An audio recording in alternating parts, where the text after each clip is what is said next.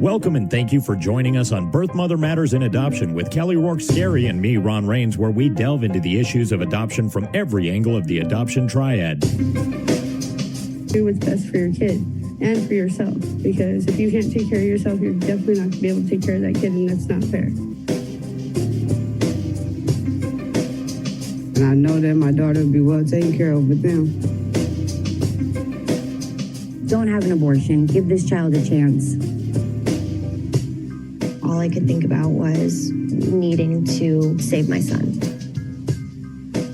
My name is Kelly Rourke-Scary. I am the Executive Director, President, and co-founder of Building Arizona Families Adoption Agency, the Donna K. Evans Foundation, and creator of the You Before Me campaign. I have a bachelor's degree in family studies and human development and a master's degree in education with an emphasis in school counseling. I was adopted at the age of 3 days, born to a teen birth mother, raised in a closed adoption, and reunited with my birth mother in 2007. I have worked in the adoption field for over 15 years. And I'm Ron Rains. I've worked in radio since 1999. I was the co-host of 2 successful morning shows in Prescott, Arizona. Now I work for my wife, who's an adoption attorney, and I'm able to combine these 2 great passions and share them on this podcast. Today on Birth Mother Matters in Adoption, part 2 of our 2-part series on raising and parenting a child adopted at birth.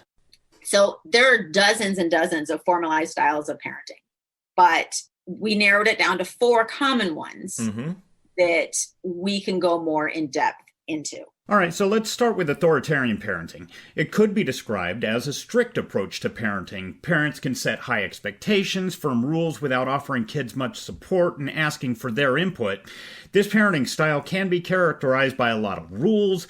There may be an extensive list of rules a child may be expected to follow, and it takes a children should be seen and not heard approach.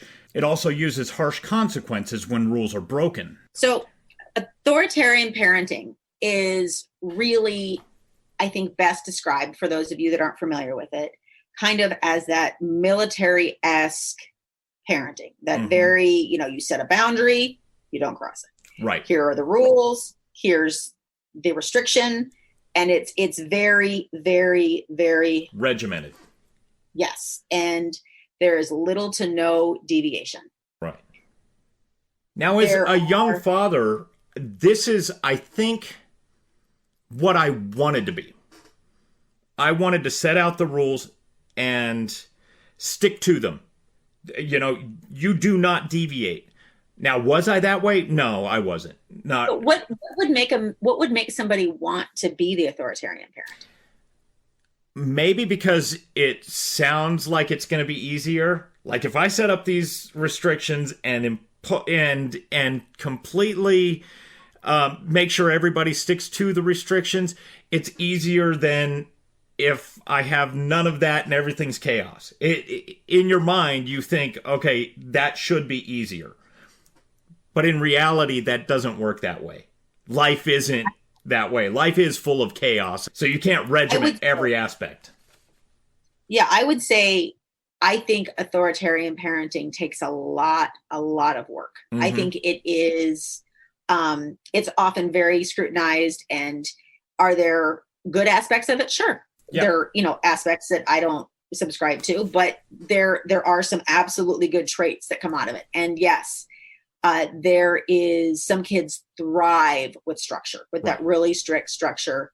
But as a parent, you have to have a lot of consistency, a lot of diligence. You have to have a lot of self-control and a lot of energy, in my mind.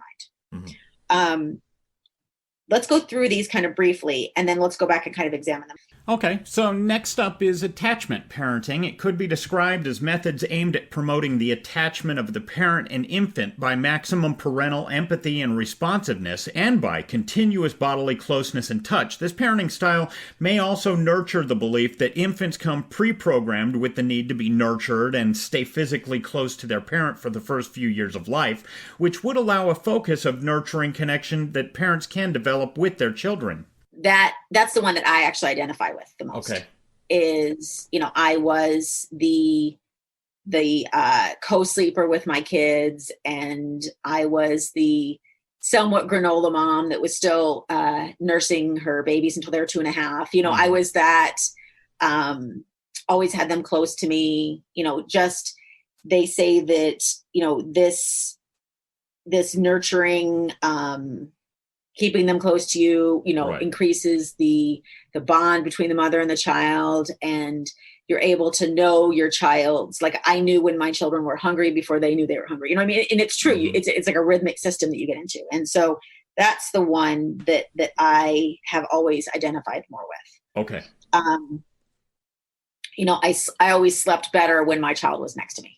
Really? Because absolutely. And well, yes, because if they weren't, then I was getting up and having to go in the room, 3 or 4 times a night and make sure they're still breathing, and, just make sure everything is still okay. And so what was the cutoff age? Like 14? 18, Ron. No, okay. Right. When they're ready to go out of the house, you'll finally let them sleep in their own room. I would say it changed with some of the kids. My oldest was in my room until she was probably 2.5. And then at 2.5, she was my first child. And, I want to be open because I'm sure other parents can relate. I was always nervous with her being in the other room. So then I would go and bring her in and just like put her like on a little like bed on the floor in our room, just in case something happened in the middle of the night. I wanted to make sure I could get to her because I knew that if there was a fire in the middle of the night, I wouldn't leave the house without her. And so that way, if she was there, I'd know that, I could grab her and we could go. And then with my second child, she was in our room until she was 1. And then my ex-husband at the time really wanted her to go to her own room. Mm-hmm. But then when she turned 1 is when I got pregnant with my third child. And she was in our room until she was 6. Wow. And then Aiden, my youngest, will still some nights come sleep on the couch in our bedroom if he's allowed to.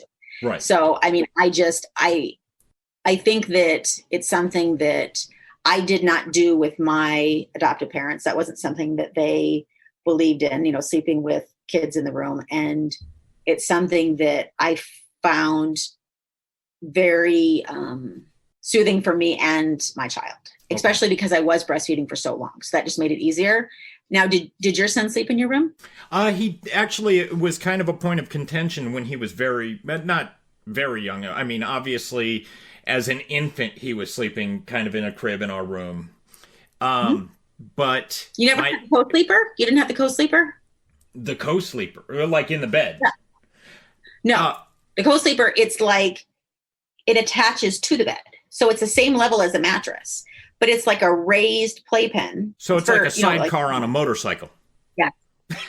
For your bed, where your child... Yeah. No, we did not have that, no. But then when he got older and was able to get out of the crib, he slept with us in our bed. And like I said, that was a point of contention. It was kind of like, wait a minute, this is our bed. My son has a room of his own. Now, it's close enough. It's not like down the hall and across, we didn't have to go over a bridge and take a helicopter to his room.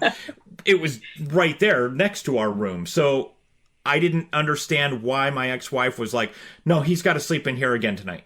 No, he needs to start And as a mother, I was exactly like that. Yeah. I was exactly like that. And I wanted him to start becoming independent as a child, But again, as a mom, I can relate with her because I was very much the same. Right. And yes, more mornings than not, you wake up and you and your child and your spouse are now in the letter H.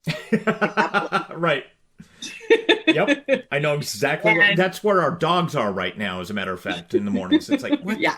Okay. So you have now formed the capital H. Yep. So yes, I very much can relate to and understand. And I think that it's neither right nor wrong. It's just what your preference is. And, I was one of those moms that always wore my babies. I always had the front packs and I would, always, like I said, have them as close to me as possible. And it was just, again, when you are nursing a baby, it is easier when they're obviously right there. Certainly. But it was a comfort zone for both of us. Mm-hmm. And it is usually, in my opinion, the spouse that is like, I think they can go to their own bed. And then the mom is like, ooh.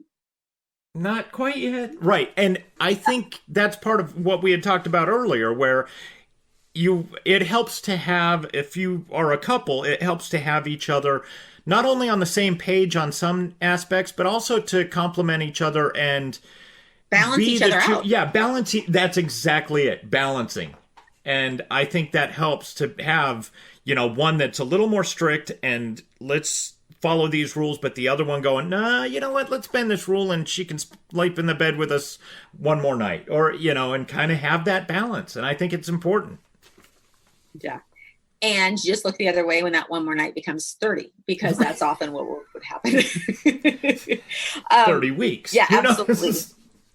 Absolutely. My brother, he has three, my adopted brother, he has three young kiddos, and, they're 5, 2, and almost 1. And they have all of them in the bed. Right. And they're trying to get the 5-year-old out of the bed. And so it's not working out so well from what I understand. But how come I got to get kicked out? They get to stay. Because, as a mama, you want all your babies with you. And of course your husband too, but you want all your babies, and it just brings peace and comfort to everybody. So that's the side as a mom I see, but I can see the other side too, where, the husband's like, well, I'm here. Well, and it's not even just that. It's not just, I'm here, I want to have time with my wife, or, it's also, okay, our job is to raise these children up and learn to live and think and become independent for themselves. And this is a step in that direction. And so you do need both sides. You need the nurturing, but you also need that raising up and saying, okay, these are the guidelines and this is how you're going to become an adult yourself. So I think that's where I was at. I wasn't like, get him out of here so I can spend time with my wife. It was, okay, my son needs to become a man someday, and this is a step in that direction. Right. And then an attachment-minded mother would say, yes, but not at 1-year-old. Come on, he's 3.5 weeks. It's time. Why doesn't he have a job? Eagles push him out of the nest about this time. We're good. They turn out pretty good, right? The flyer he won't. So permissive parenting may also be described as a nurturing parenting style, but may carry a tendency to be a little more relaxed and inconsistent in the rules and discipline department. This style has been characterized by a parent wanting to be their child's buddy or friend, not as an authority figure. This style can be very loving, but may also fail to provide guidelines and rules. It can be looked at as having a nurturing style, but, also that relaxed. There can be inconsistency, wanting to be your child's buddy and their friend rather than their parent. This can be a very loving relationship, but oftentimes the hard part with it is that you are not viewed as a parent.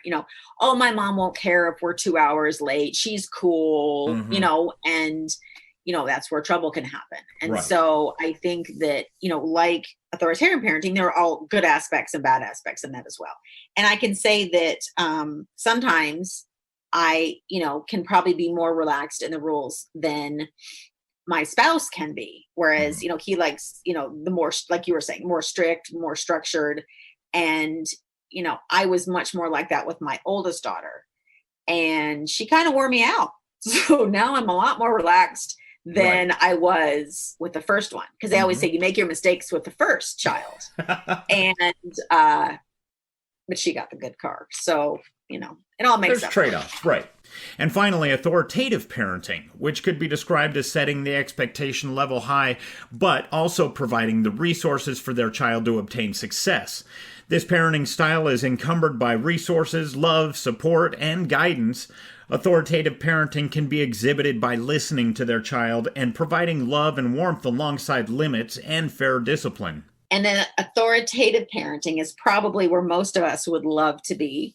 It is, where you set the bar and then you give your child all the resources to get to that bar. And you're the supportive, you are loving, supportive, guiding, you are listening and working along beside them. And that is a goal. Right. That's a goal. And so when we started this and I talked about authoritarian parenting, and I thought before I was a parent, or, as my wife was pregnant and we were heading that direction, that's where I wanted to be. But now looking back, I hope that I was more of the authoritative parent as opposed to that. And I would do. I believe think that. it's kind of a mix of all four of them that you really Sure. ideally want to be. Sure. Oh, You know? absolutely. I totally agree. I mean, you're the attachment type of parent until you decide you're done nursing, and then you're no longer, come here, sweetheart. It's Right. it's more, go to your room. No, I'm just kidding. But no, it's yes, and I can tell, with your personality, I would, yeah, I don't see you as a strict, military-esque parent. No. I see you much more as an authoritative parent, maybe, where I you hope so. are helping, your son with his homework and encouraging to do the extra credit and Right. helping him when he gets stuck. And like one of the weekends that I had him years ago, he came to our house and I had to redo the ditches and put the boulders in the ditches in the front yard. And so the both of us, we were out there doing that. And I was like telling him, okay, this is what we call hard work, son. And this is something you're going to have to learn. And I would rather have you learn it with me. And we had a great time. We joked around. We had fun, but we got the job done. And he still will look back at that time and go, Dad, I'm glad that we did that with the rocks. First of all, it was hard work and I learned to appreciate the value of that. But also, every time I come over here, not now because we've changed it again, but every time I come over here and see that, I think we did that. And I was always proud of that, and I was proud that he understood that. And what would you give to go back to that moment? I would, if I could handle it backwise, I would do it every weekend now, just because it was fun working with him, But we have other things we can work on that aren't so backbreaking. Yeah, but those are the memories, though, and that's a great example of authoritative parenting. That's a great example. And I think that you just even explaining it like that set the bar really high, because I love it when I see my husband and my sons working together. Right. And I see it all the time too with Adam and the kids, and he is a great parent. So it's neat watching him interact with the kids like that. Yeah, it is. It is. And I do. I love it. When I walk out front and all three of them have their shirt off and they're working hard and sweating and doing it, it just makes me smile, and then now Aiden's at the age where he can jump in and help, and he'll pull his shirt off too and run around, and it's cute because all these different generations of young men. Yeah, that's awesome. Yeah. Another example I think of authoritative parenting is, and I'll use Adam as an example again, is when our youngest, Aiden, who's almost 9, he'll be 9 this week. He's been in basketball for a few years, and my husband is one of those that likes to coach from the sidelines. And he's very vested in athletics. I mean, very, very vested.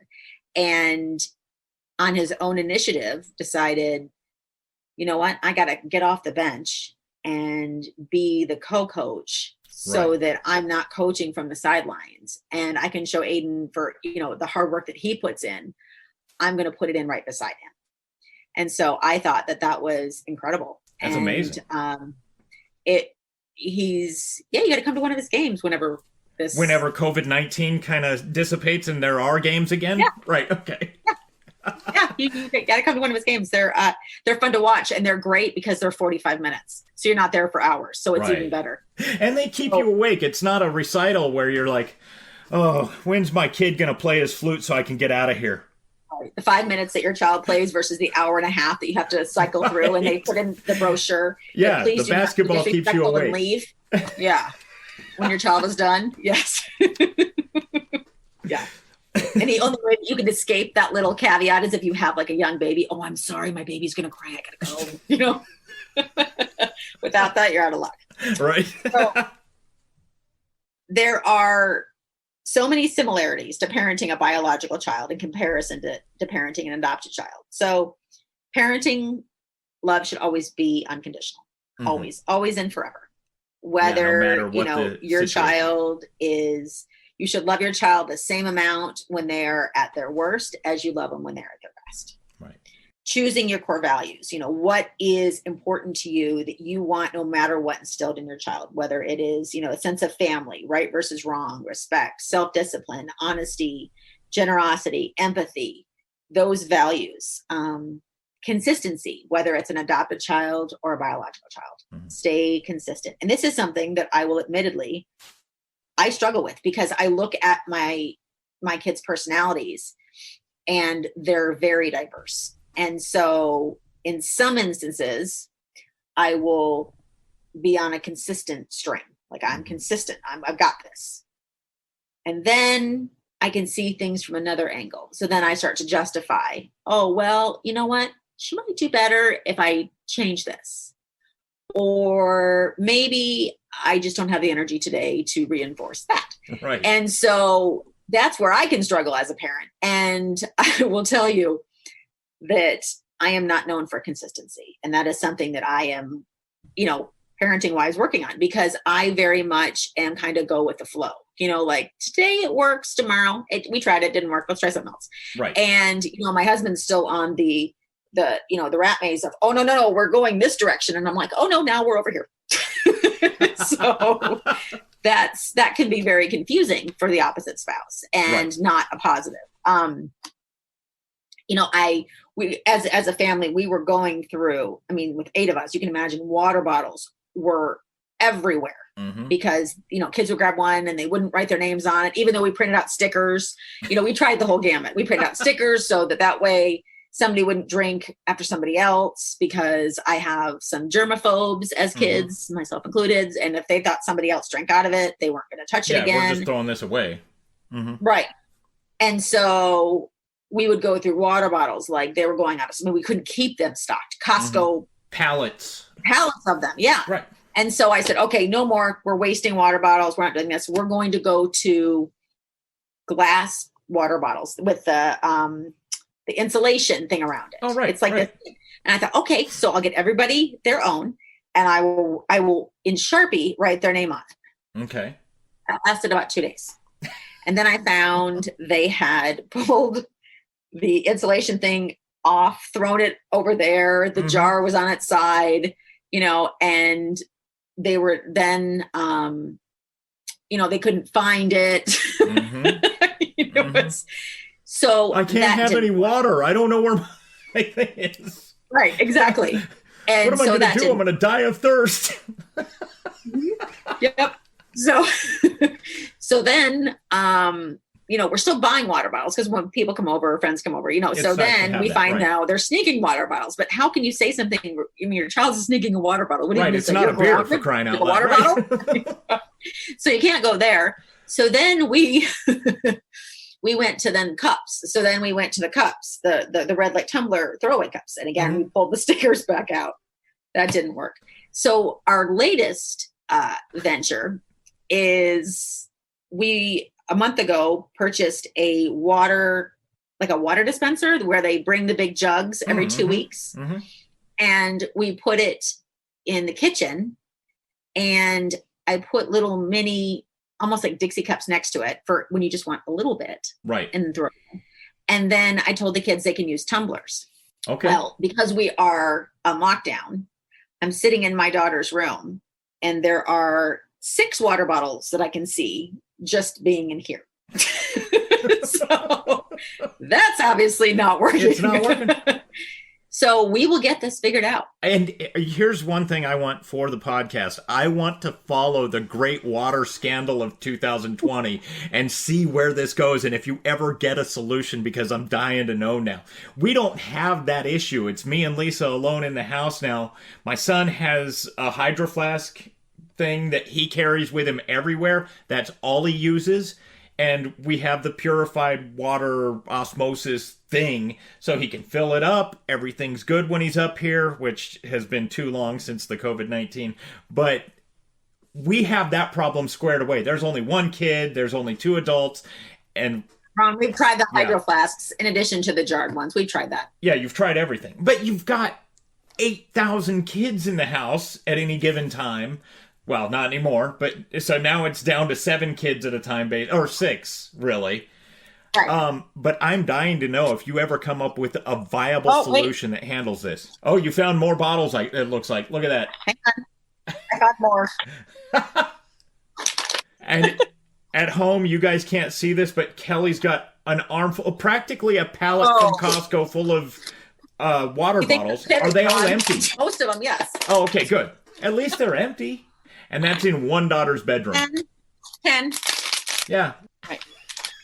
10. And even 10 bottles. All right. So another thing is practicing what you preach, modeling what you're telling your children is always also prioritizing, triaging issues. So when I have, when one kid's in crisis with something at school, in other words, if our 11-year-old comes home crying because somebody was saying mean things to her at school and picking on her. And so I'm sitting down with her and trying to work it out and figure out a solution so that we can go at it, at an angle that, doesn't make her look like she's telling on somebody, but yet she can try to, kill her with kindness and working out, that's going on. And then I may have another one that has missed 2 assignments in her class and her teacher's texting me. And so I'm just triaging, you know what I mean? Like putting out fires all over the place. Right. Yeah. And so you just got to start with the biggest fire and work your way down. And then at, 9:30, 10 o'clock, when all of the little birds have been put in there, you can shut the drawer and go to bed. Yep. If you're lucky. So depending on factors and variables, your belief in parenting styles and parenting a biological child in comparison to parenting an adopted child is not really a whole lot different. And again, we're talking about a baby that you have raised since birth that you brought home from the hospital. I want to remind you that the focus is really what you add into the parenting rather than what you would take away. So when you bring a newborn baby home and you've adopted this child, it's really recommended to not pass the baby around because you want to bond with that baby. So initially, make sure that you're not having a sip and see right away where people come over and want to hold the baby and give you presents, and wait a couple months for that. Bond with the baby first. Remember the nature versus nurture debate. As the child grows up, the child may have different likes than you do, different characteristics, different talents. And as an adoptive parent, it's your job and role to help them develop those. If your dream was, I've always been a dancer and I want my child to be a dancer, and your child has 2 left feet, maybe switch, right. Change your dream a little. Yeah. And that's something to think about. Don't necessarily alter your parenting style or change it because your child was, in quotes, adopted. Alter or change your parenting style because it would be a better match for your child. If you have a very withdrawn child, a very shy child, a very meek and introverted child, an authoritarian parenting style is not going to be a good mix or match with parenting that particular child. Absolutely, right. Try to let the word adopted go. Focus on the child rather than on the adopted. Also, be mindful of not falling into, well, if he was my biological child, I would, because then again, you're inserting that separation. Teach what a family is from the beginning, focusing on things like love and dedication and cohesion and commitment rather than just biology. When I was reunited with my birth mother, she kept talking about the bloodline and the blood, and you're my blood, and you're this, and you're that. And that wasn't something obviously I heard growing up because I was in an adopted home, but it's just as important to instill what a family is. I mean, when you marry your wife or you marry your husband, you're not blood related, and yet you're still a family. So that's a good way to kind of explain it to the child. Right, right. Normalizing adoption in your household is really important, especially if you have both biological and adopted children under the same roof. In other words, if you have one child with blonde hair and one with red hair, try to use the same philosophy with talk about being biological or adopted. You're not going to, only put sunscreen on the redheaded child versus the blonde child, or, take extra precautions with the adopted child that you would the biological child, or vice versa. Keep it the same. Stop talking about how lucky you or your biological child or your adopted child is, because you wouldn't do that if you have a biological child. So if you're lucky because you have an adopted child, but you're not lucky because you have a biological child. You're lucky because you're a parent. So maybe focus on how blessed you are at being a parent rather than whether you're adopted or biological. Right. Again, take that out of the equation. Correct. Be mindful of what you say or do. If you have adopted a Black baby and your white parents, don't buy the baby a white doll, buy a Black doll, or vice versa. If you are Black parents that adopted a white baby, buy the white baby. Don't buy, the baby doll. Be considerate and mindful. And if your Black baby wants the white baby, then buy the white baby. Absolutely. It's not. Or vice versa, right. Correct. And so it's not just being mindful of the differences, but not necessarily pointing them out. Mm-hmm. Just be one step ahead, like a chess game. Always be one step ahead of it.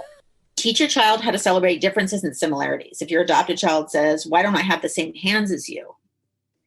And this is a common one I hear all the time from families. Maybe respond that although you don't have the same hands, you both love Chinese food, or you both really love to draw. Or maybe talk about all of the things that are the same on the inside. You both have the same heart, and you have a lot of the same things going on in your brain, and you have, those things are the same, rather than what you can see. So parenting an adopted child doesn't need to be viewed as tricky or touchy or complicated. It should be viewed as adding in extra layers just to cement that solid parent-child relationship. I think the most important aspects of parenting an adopted child, in my opinion, is just to ensure that unconditional love, the unconditional acceptance, unconditional forgiveness, permanence, and stability. And they want that forever. They want to know that you're going to be there through the thick and thin. And, any child wants that, but especially an adopted child, because they already didn't have that once. And so they want to make sure that you're always going to be there. And so when you're parenting, parent from that approach. And I think that way you can ensure that your child feels safe and loved. And that, as a parent, is always our goal. According to Oprah Winfrey, biology is the least of what makes someone a mother, or a father for that matter. I added that part. Thank you for joining us on Birth Mother Matters in Adoption. If you're listening and you're dealing with an unplanned pregnancy and want more information about adoption, Building Arizona Families is a local Arizona adoption agency and available 24/7 by phone or text at 623-695-4112. That's 623-695-4112. We can make an immediate appointment with you to get started on creating an Arizona adoption plan or just get you more information. You can also find out more information about Building Arizona Families on their website at azpregnancyhelp.com. Thanks also go out to Grapes for allowing us to use their song I Don't Know as our theme song. Birth Mother Matters in Adoption was written and produced by Kelly Rourke Scary and edited by me. Please rate and review this podcast wherever you're listening to us. We'd really appreciate it. We also now have a website at birthmothermatterspodcast.com. Tune in next time on Birth Mother Matters in Adoption. For Kelly Rourke Scary, I'm Ron Rains.